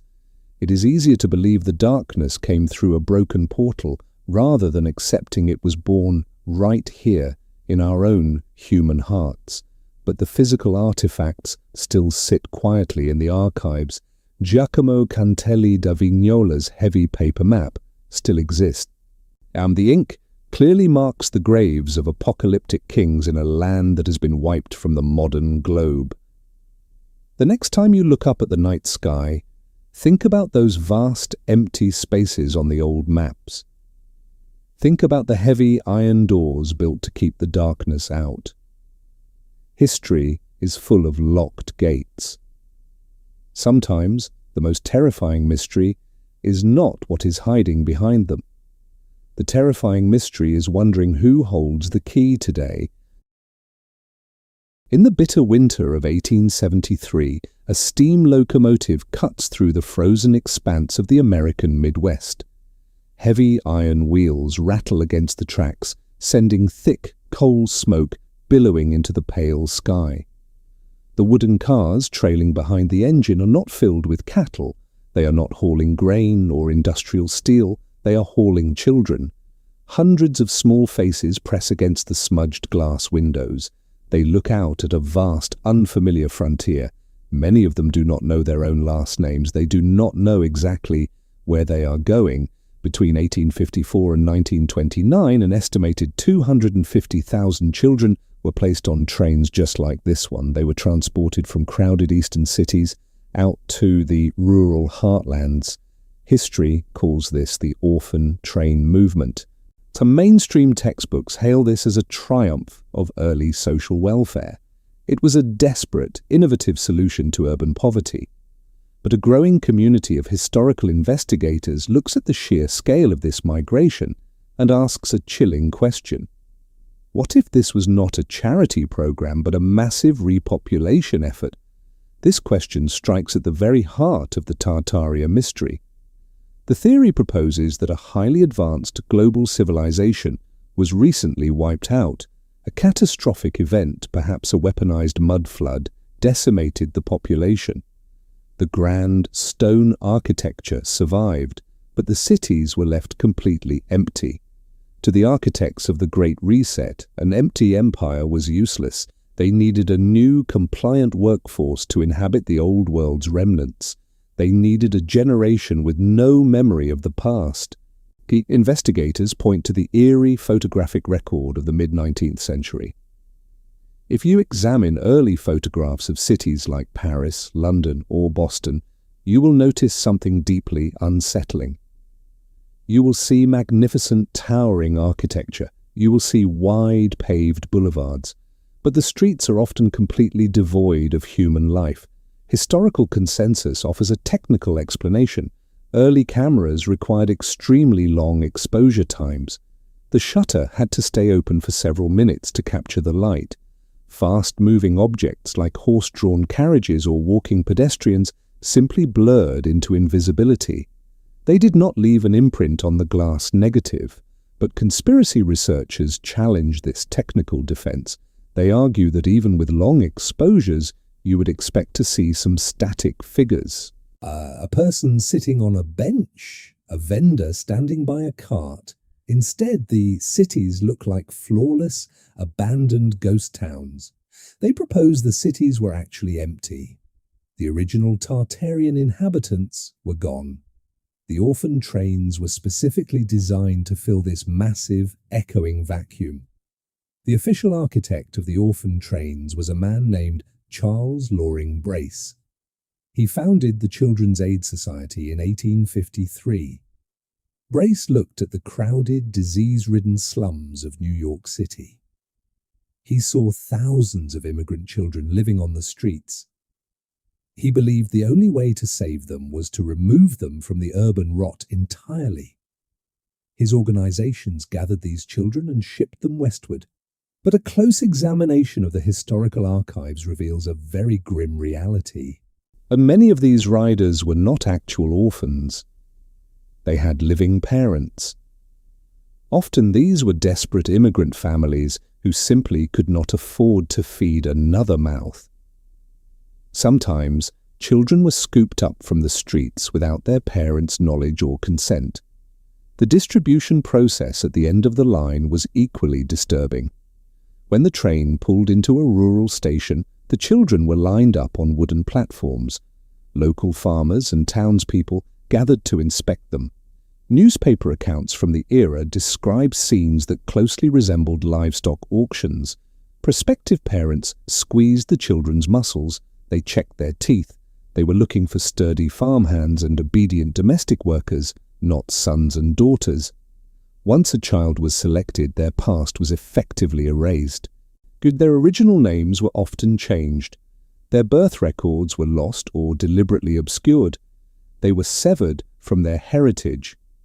In the Tartaria narrative, this systemic erasure of identity was the true goal. The children were blank slates. They were perfectly positioned to be indoctrinated into a newly fabricated history. But who was managing this massive logistical operation? The conspiracy points toward the shadowy influence of secret societies. During the peak years of the orphan trains, the American landscape saw a sudden explosion of fraternal organizations. The most prominent in this narrative is the independent order of Odd Fellows. The Odd Fellows emerged as a powerful social force in the 19th century. Their stated mission was noble. They pledged to visit the sick, bury the dead, and educate the orphan. And they built massive, sprawling orphanages across the country. These asylums were often grand, neoclassical brick structures. They looked completely out of place in small, rural farming communities. They mirrored the exact architectural hallmarks of the lost Tartarian Empire. To the casual observer, these were monuments to civic charity. But the Odd Fellows were an intensely secretive organization. Their private lodges required strict oaths of silence. Their initiation rituals famously involved human skeletons and dark theatrical morality plays. Why was a secretive brotherhood so deeply invested in processing displaced youth? Theorists argue the Odd Fellows, alongside groups like the Freemasons, acted as the ground-level operatives for the Great Reset. They suggest these groups were the local gatekeepers. They managed the grand, or inherited Tartarian buildings. They used the massive orphanages as indoctrination centers. The Freemasons leave their own trail of clues. Their iconic square and compass emblems are carved into the cornerstones of countless 19th-century government buildings and train stations. Investigators see this not as a builder's signature but as a brand of ownership. The conspiracy reaches its absolute apex when we examine the most bizarre attraction of the era: the incubator babies of the world's fairs. At the turn of the 20th century, millions of people flocked to grand expositions. At the 1904 St. Louis World's Fair, visitors paid a dime to walk into a specialized pavilion. Inside, they stared at rows of gleaming glass and steel boxes. Inside these boxes were tiny, premature human infants. The official medical history is fascinating on its own. Mainstream hospitals at the time considered premature babies a lost cause. A rogue physician named Martin Cowney believed specialized incubators could save them. To fund his expensive technology, he turned the babies into a sideshow attraction. He saved thousands of lives through public exhibition. But the Tartaria theory twists this strange medical history into something far more sinister. Theorists look at the massive influx of unexplained children. They look at the rows of glass incubators operating at an industrial scale. They connect these images to old European folklore. For centuries, parents told their children that babies were found in cabbage patches. Cabbages were an ancient symbol of sudden, unexplainable fertility. The conspiracy proposes these were not premature babies at all. They suggest the world's fairs were actually showcasing advanced Tartarian biotechnology. They argue the shadow elites possessed the technology to mass-produce human life. The incubators were artificial wombs. They were designed to rapidly breed a new, compliant population. The orphan trains were simply the delivery mechanism for this newly manufactured workforce. It is a terrifying dystopian vision. It weaves the Bavarian Illuminati, ancient biotechnology, and mind control into a single, inescapable net. It suggests that every aspect of our modern society was carefully engineered by a hidden cabal. However, we must balance this grand conspiracy with the cold, documented tragedies of human history. The displacement of children was not a localized American phenomenon. It was a global tactic of the British Empire.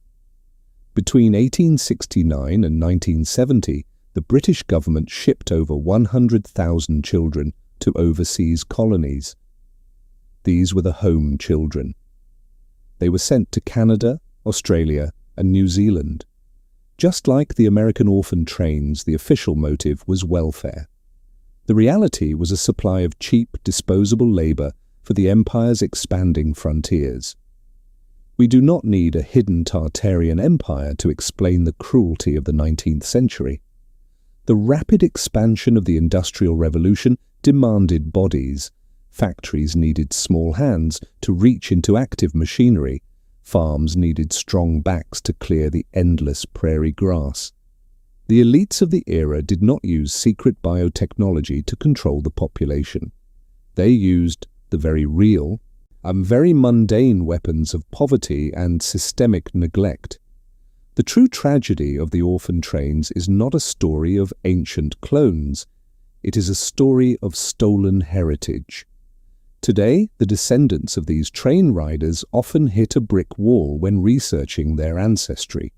The records simply stop. The family tree ends on a dusty, wooden train platform in 1885. This profound sense of missing history fuels the Tartaria mystery. When people cannot find their own great-grandparents in the official archives, the entire historical narrative begins to feel like a lie.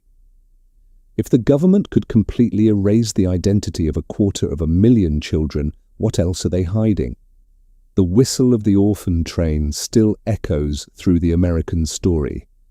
It is a haunting reminder of how fragile our personal histories really are, for it proves that a society can indeed hit the reset button on a massive scale using nothing but paperwork, a steam engine, and a desperate, compliant public. Deep in the digital forums of the internet, long past midnight, a fierce and silent war is being waged over the very fabric of human history. On one side of the digital divide, enthusiasts post faded 17th century maps. They point to the sprawling borders of Tartaria. They share intricate blueprints of 19th century world's fairs. They see undeniable proof of a stolen, global utopia. On the other side, skeptics fire back. They upload dense geological surveys. They link to peer-reviewed archaeological papers. They carefully dismantle the grand narrative piece by piece. Yet the debate never truly ends. A quiet doubt lingers in the space between the facts. Could the truth exist somewhere in the shadows? This clash is the ultimate heartbeat of the Tartaria enigma. It forces us to ask a difficult question. Are our global education systems the noble guardians of human knowledge, or are they the silent gatekeepers of a suppressed past? To find the answer, we must first look at the strongest piece of evidence, the maps. Look at a chart drawn by Giacomo Cantelli da Vignola in the 1600s. The word Tartaria stretches across the vast expanse of Central Asia. The letters cover the frozen tundra of Siberia and the arid sweeps of the Gobi Desert. To a modern eye, it looks exactly like the name of a unified sovereign nation. But cartography in the 16th century was not an exact science. It was an art built on rumours and incomplete sketches. European mapmakers faced a massive problem. The lands beyond the Caspian Sea were terrifying and largely undocumented. They were inhabited by fiercely independent nomadic cultures. These included the Mongols, the Turks, and the Tartars. European explorers rarely survived the journey deep into these harsh, sweeping steppes. Nature abhors a vacuum. Mapmakers abhor empty parchment. They needed a broad, general label for this massive geographic blind spot. They chose the word Tartaria. It was not a hidden empire, it was simply the European word for the great unknown. A subtle linguistic error made the region seem even darker. The original nomadic people called themselves Tatars, but medieval European scholars added an extra letter. They inserted an R, creating the word Tartar. This directly evoked Tartarus, the terrifying abyss of the underworld in ancient Greek mythology. With one slipped letter, the diverse, nomadic cultures of Asia were branded as a demonic, barbaric threat. The Russian Geographical Society has spent years publishing original documents to clarify this. They show exactly how the labels slowly vanished from atlases. It was not a sudden conspiratorial erasure. It was the natural result of improved surveying.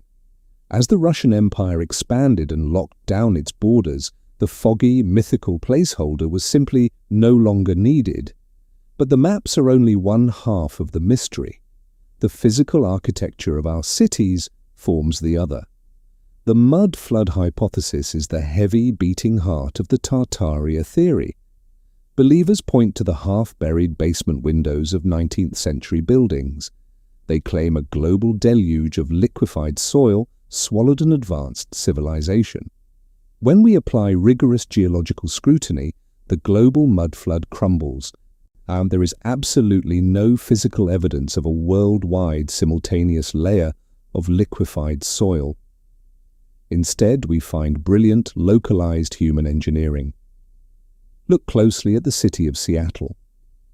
In 1889, a massive fire destroyed the commercial center. The city was originally built on treacherous, low-lying mudflats. The streets flooded constantly. The city council made a radical decision. They rebuilt the new city 1 to 2 stories higher than the original. They literally paved over the old first floors to create a level, sanitary street grid. The same relentless drive for sanitation occurred in Chicago after its Great Fire. The buried windows are not the victims of an ancient cataclysm. They are the scars of aggressive urban development. The grand palaces of the world's fairs face a similar grounded reality. Conspiracy forums share photos of the 1893 Chicago White City. They claim the massive neoclassical structures were ancient Tartarian relics. They believe they were merely dusted off for a few months before being destroyed. The archives tell a different story. The libraries are packed with thousands of photographs showing the actual construction. You can see the rough wooden scaffolding. You can see the immigrant laborers. They did not build with heavy ancient stone. They used a cheap temporary mixture of plaster and hemp called staff. The buildings were meant to be temporary illusions. They were demolished because they were literally dissolving in the rain. The towering, ancient giants of Tartaria meet the same fate under the cold light of science. The internet is flooded with clippings from late 19th century newspapers. These faded articles boast of 9-foot skeletons unearthed in rural American farmland. The 19th century was the golden age of the journalistic hoax. Traveling shows needed sensational attractions. Newspapers needed to sell copies. When farmers did dig up massive bones, they were almost always the fossilized remains of extinct mammoths or mastodons. They were completely misidentified by an eager, uneducated public. The Smithsonian Institution has repeatedly clarified their archives. They do not hold vaults of giant human skeletons. They never did. Evolutionary biology maps a very consistent, slow progression of human height. Cases of extreme gigantism, like Robert Wadlow in the 20th century, are tragic, rare medical anomalies. They are not the lingering survivors of an ancient, colossal race. If the physical evidence points toward mundane reality, why does the conspiracy continue to grow? The answer lies in our growing cultural distrust of established authority. This friction is perfectly captured in the controversy surrounding author Graham Hancock. His hit documentary series presents a compelling alternative timeline. He suggests a highly advanced Ice Age civilization was wiped out by a comet 12,000 years ago. He points to incredible ancient sites like Göbekli Tepe in Turkey. He argues that primitive hunter-gatherers could never have built such complex stone pillars. Mainstream academia pushed back with fierce intensity. The Society for American Archaeology publicly condemned the series. They labeled it dangerous pseudo-archaeology. When they pointed to strict radiocarbon dating that proves hunter-gatherers were, in fact, capable of evolving complex engineering skills. Believers view this academic pushback as deliberate censorship. They see a massive cover-up designed to protect a fragile, Eurocentric timeline. This deep suspicion of academia actually gave birth to the Tartaria theory itself. In the 1970s, a Russian mathematician named Anatoly Fomenko developed a radical theory called the new chronology. He used complex, flawed mathematics to argue that the entire timeline of human history was completely wrong. He claimed that major historical events were artificially stretched out by Western historians to steal glory from the East. Fomenko's theories were heavily embraced by certain nationalist groups. They wanted to elevate Russian history over the West. But they claimed that Tartaria was the true, suppressed, global Russian Empire. This is where the innocent wonder of hidden history takes a dark, dangerous turn. Questioning the official narrative is a healthy, vital part of the scientific method. But pseudo-history rarely stops at simple curiosity. It often acts as a gateway to more insidious ideologies. When a narrative claims that a brilliant, pure, and advanced society was deliberately destroyed by a shadowy cabal of outsiders, it creates a very specific kind of anger. Sociological data reveals the scope of this issue. Recent demographic studies of online conspiracy networks show that approximately 15 to 20% of users engaging deeply with alternative history algorithms are eventually funneled toward extremist content. These groups often hijack the Tartaria myth, and they twist it into a Hyperborean narrative. They use it to romanticize a fictional Aryan past that was supposedly erased by impure, globalist forces. The danger of the Tartaria theory is not that it challenges old textbooks. The danger is that it actively erodes public trust in the basic, shared reality of science and historical documentation. Yet despite the debunking, despite the hoaxes, and despite the dark corners of the internet, the allure of the theory remains incredibly powerful. We must ask ourselves why. Perhaps the Tartaria debate is not really about ancient maps or buried basement windows. Perhaps it is a symptom of a much deeper cultural yearning. We live in a world of disposable plastic and concrete strip malls. We look at the breathtaking, intricate stonework of a 19th century post office, and we feel a profound sense of loss. We feel disconnected from the hands that built our world. We desperately want to believe that humanity is capable of creating magic. We want to believe that free energy and harmonious cities are not just naive dreams, but actual forgotten memories. The education system is not a flawless guardian of truth. Curricula evolve slowly. Textbooks often marginalize the complex, brilliant histories of indigenous cultures and Eastern empires. The blind spots are real. The ancient stones of Göbekli Tepe still challenge our understanding of human development. The exact methods used to carve the massive interlocking blocks of South America still invite genuine awe. There are still shadows in our history. But peeling back those layers requires patience, rigorous study, and a willingness to accept that the truth might be complicated rather than conspiratorial. The map of our past is not a forged document. It is a masterpiece that we are still slowly trying to read.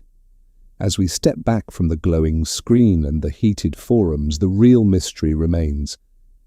It is the enduring, relentless human need to search for wonder in the dark.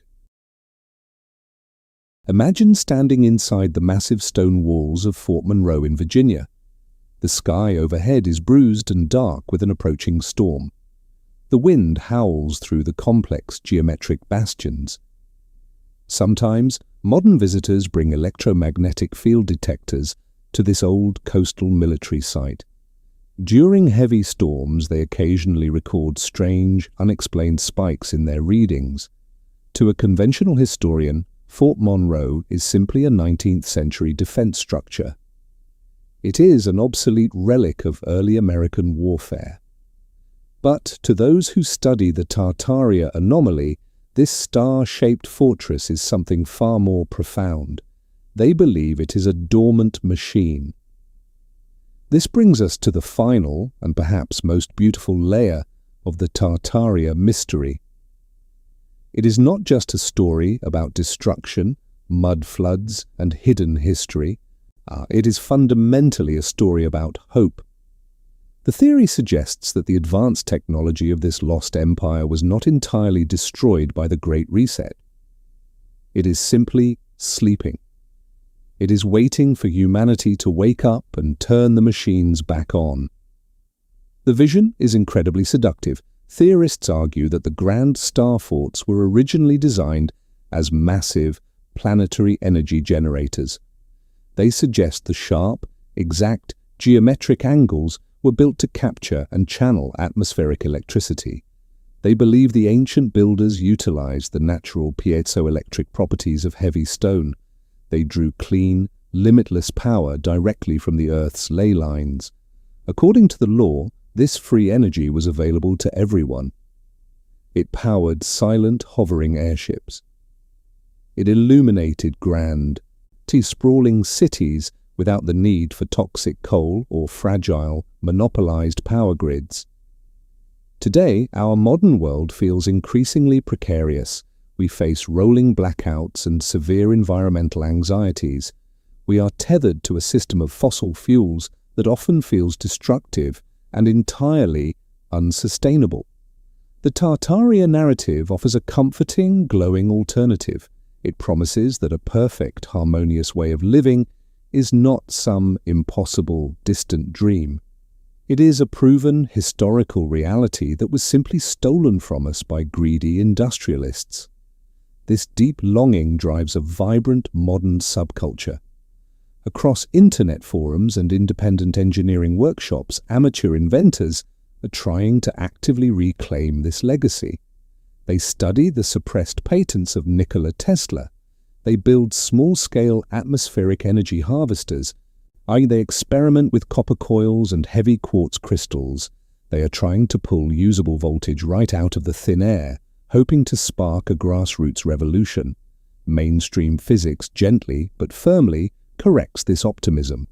The strict, unforgiving laws of thermodynamics cannot be bypassed. You cannot create energy from nothing. The strange electromagnetic spikes at places like Fort Monroe have natural, observable explanations.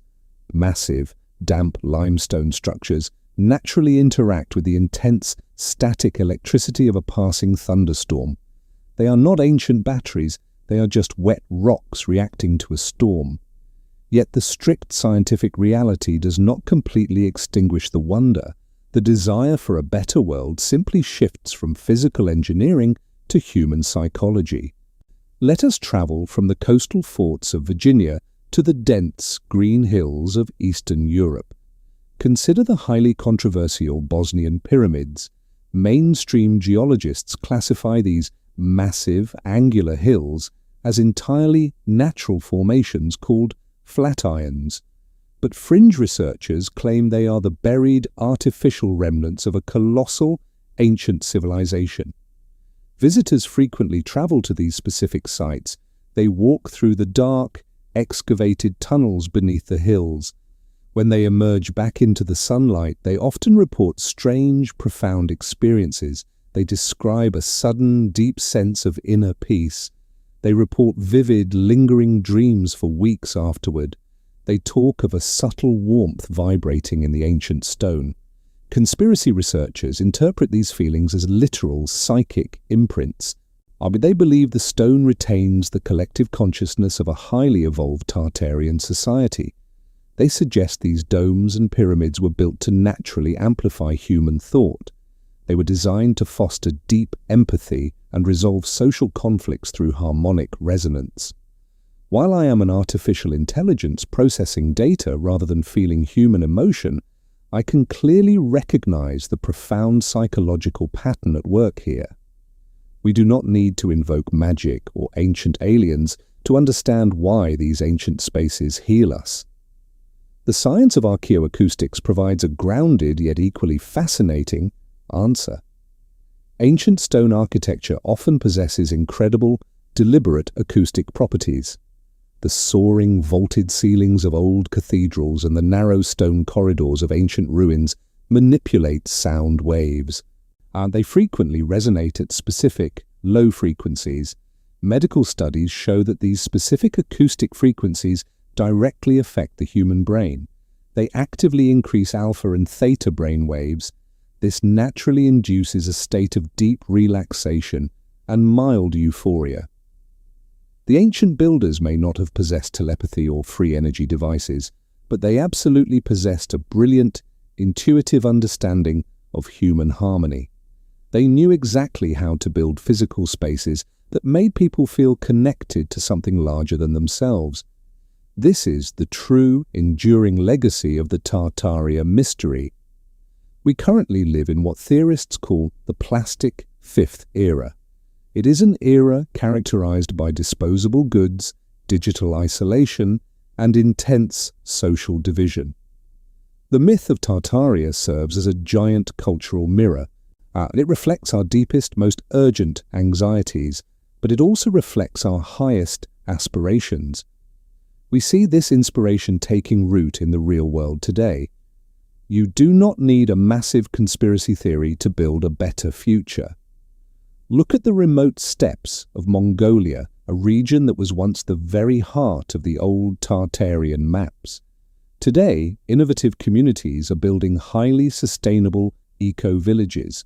They are blending the durable, ancient design of the traditional nomadic yurt with modern solar panels. They are actively trying to find a balance between the survival wisdom of the past and the technology of the future. Across the globe, grassroots movements are pushing hard for off-grid living. They are planting permaculture farms in urban lots. They are demanding cleaner, localized energy grids. They are tired of relying on massive, centralized corporations. They want to democratize power and live in harmony with the landscape. This is the exact same spirit that fuels the Tartaria online forums. The people scrutinizing old maps and debating mudfloods are not just looking backward into the dark.